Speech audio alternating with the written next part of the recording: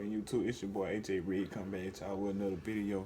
And in this video, we're reacting to Russell Wilson and Kevin Hart talk the short game, call this ball edition. And yo, bro, I mean, I used to watch these back in 2019, bro. These junk was so funny, bro. Kevin Hart is like literally one of the first funniest person on the planet, fam. And yeah. And I haven't watched like his latest one. I think like season 2, season 3 ish, with some new people. But yeah, man, I'm interested in seeing what they got to talk about and see what funny stuff he said in this one. And yeah, but before we get started, bro, go ahead, hit that like button for me, bro, and subscribe to the channel if you new, bro. So go ahead, get big, and comment down below on what you want me to see, on what you want me to react to. And damn, bro, all this stuttering. But I'll keep y'all waiting. Let's go ahead and see what these boys talking about, and we can start playing now. What up, everybody? Kevin Hart here. I hope that we have all been safe through this pandemic. I tell you what I do miss, the set of Cold as Balls. I want to welcome you to Cold as Balls, Cold Calls, presented by Old Spice. Clue number 1. Was drafted in both the MLB and NFL drafts. Okay, easy. Deion Sanders, for sure. It is absolutely not Deion Sanders. He's the shortest quarterback to win a Super Bowl. Did I win a Super Bowl? I didn't win a Super Bowl.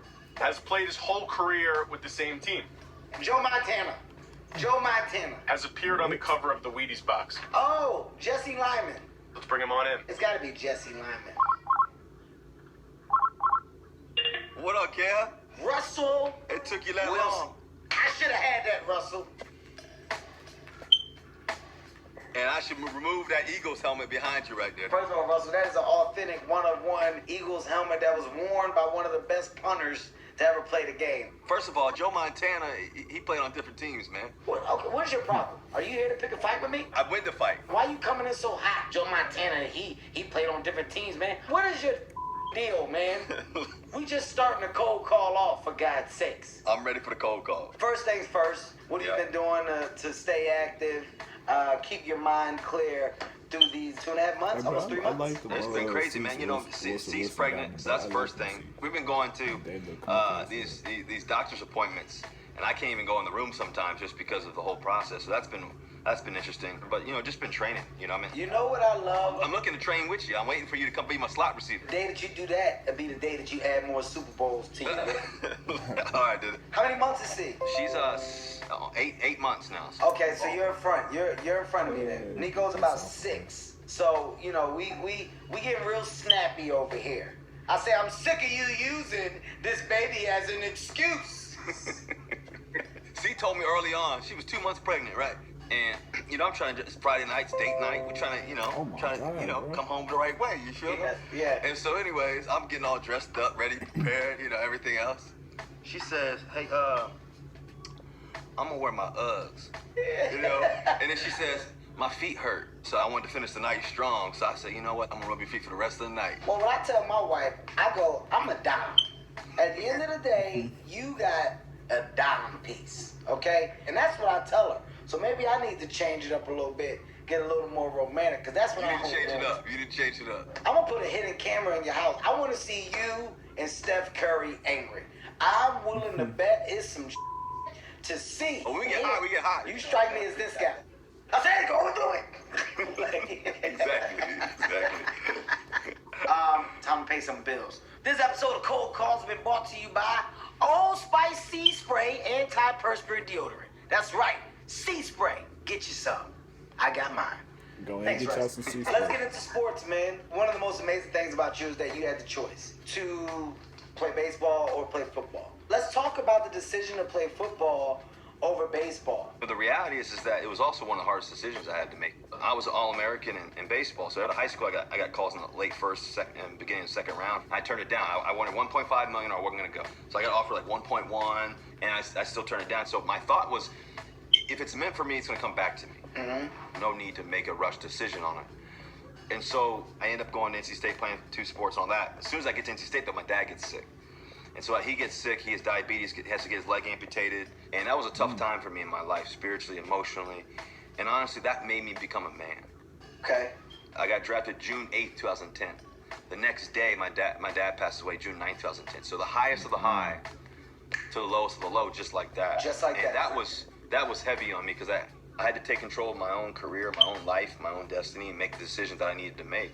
I had to make a decision am I going to play football or baseball. And I ended up saying, you know, I'm going to transfer to Wisconsin, do that. And right after Wisconsin, I ended up getting drafted April 27th by the Seahawks, and the rest was history. That's something Roxy, if I tell you again, please, I'm interviewing Russell Wilson. I don't have time to play with you right now. Sorry, Russell. It's all good. You know I played in the church football league. When I played in that league, that's when I was really putting up numbers. But everybody kept saying he's too short, he's not going to make it. So I can only imagine what it would feel like for you because you're a smaller guy. So as a smaller man than I am, how did that... Hold on, rewind that real fast. Because I know what it did to me to hear that. I'm going to palm that head of yours. Damn it. Bam Bam. Why are you here? Bam Bam, I'm having a conversation. That's great. That's supposed to be my head? You palm my head and you threw it to the side. Bam Bam, that's original. Bam Bam, do me a favor. Go yourself. Okay? Get out. The way we do these cold calls, they feel like they're left out because they're not able to be next to me. So they try to pop in. And it's not funny. It's not funny and it's not original. And it's quite disturbing. Let's get back to greatness. Talking about you being a small quarterback, chip on your shoulder. Was it or was it not? Oh, for sure. I have one memory distinctly when this happened. So we go to the combine. And you can't have nothing. I mean, just draws. That's it. No, nothing. That's it. And I was going to try to put some socks under these feet and try to get, you know, a couple extra inches. I had my hair all tall, and I had it all gelled up. And I'm thinking to myself, man, I'm gonna be good 6'1" with this hair, you know, this hair long, going long. And sure enough, I know I measure myself, my true height. I'm like 5'10", 7 and some extra. And so anyways, sure enough, this dude measured me at 5'10" and a quarter. I'm like, he turned around and you see this. I was hot. Is when I'm walking down the aisle, right? And everybody's like, psh, psh, psh, psh, and I'll never forget this. There's a dude on the right, I ain't gonna say who it is. He said to the guy next to him, he said, he'll never make it. He'll never make it. Wow. I'll never forget hearing that in my right ear. I don't think there's anything more fulfilling than proving your personal greatness for you to you. When I went to the combine, I think I ran a 3.9 and a 40, and this is when everybody's blowing out. They kept saying that I had jet fuel in my sneakers. How tall are you really though? And about 5'2"? You say like my actual height? Your actual real height, about 5'2", right? I think it's like 5'4", maybe 5'3". I was thinking a little bit lower than that, but somewhere in that. Summertime I lose like a half a quarter or something. Winter I go up. Whatever. It's not about my height, Russell. Let's focus on the matter at hand. Let's talk about football now. You're the little guy in the NFL coming into the Seahawks. Were you a guaranteed starter? I was a third-string quarterback coming into the training camp, so I had to work my tail off, man. What was the moment when you said, starting job is mine? You know, I got into the third preseason game, and we just scored that game. We made some sweet plays, and the next day, Coach Carroll called me outside. He was shooting hoops. He loves basketball. He thinks he's Steve Kerr.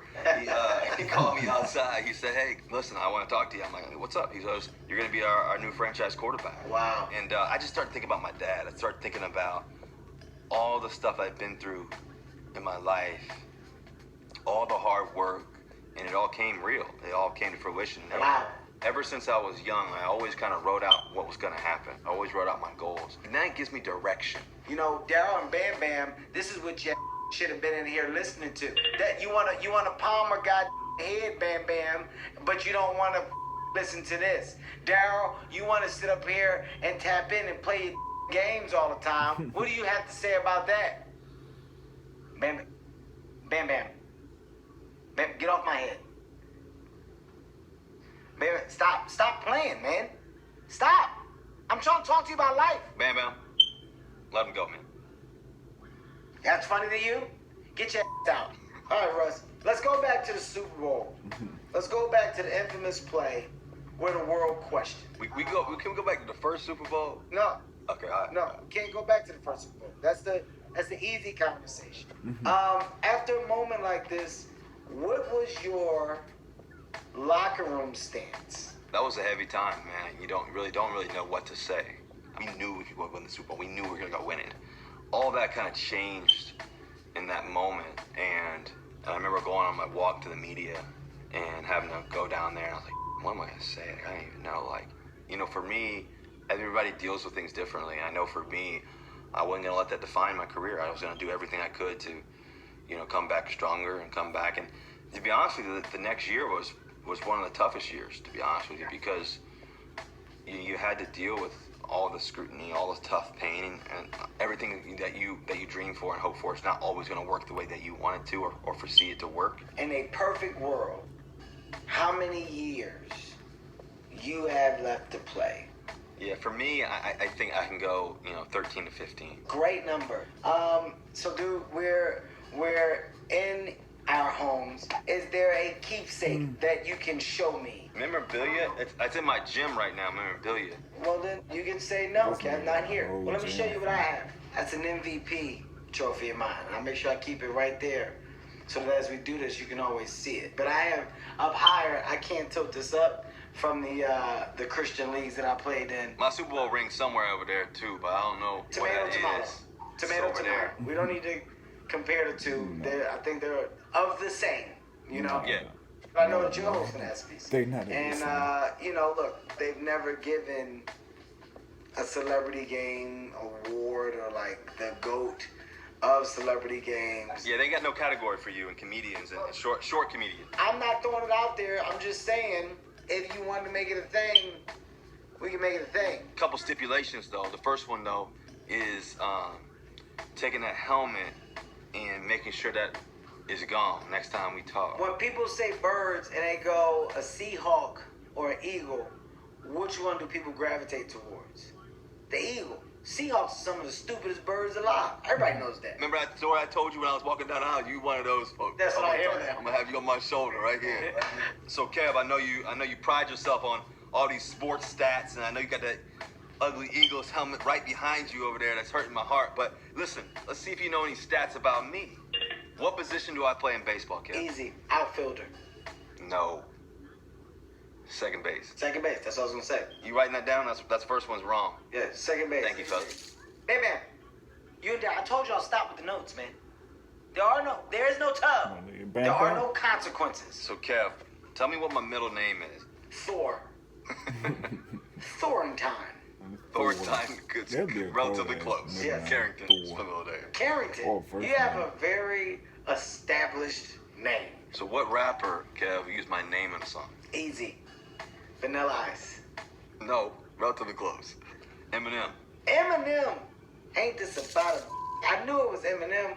Dude, I'm saying in advance, congrats, man, to UNC. I mean, we gotta get the kids together. We gotta all kick it soon. Hey, let me know when you want to. I'll just drop mine off at your house and I'll pull off. Ladies and gentlemen, this has been another episode of Cold Calls with myself and Russell Wilson. And yeah, guys, that's the end of the video, bro. That was a very entertaining video, bro. And I learned a lot about that Russell that I ain't really know, 'cause I don't really just watch football. I'm more of a basketball guy. But yeah, bro, thanks for watching this video, bro. If you did enjoy, go ahead and hit that like button, bro. And subscribe if you new, bro.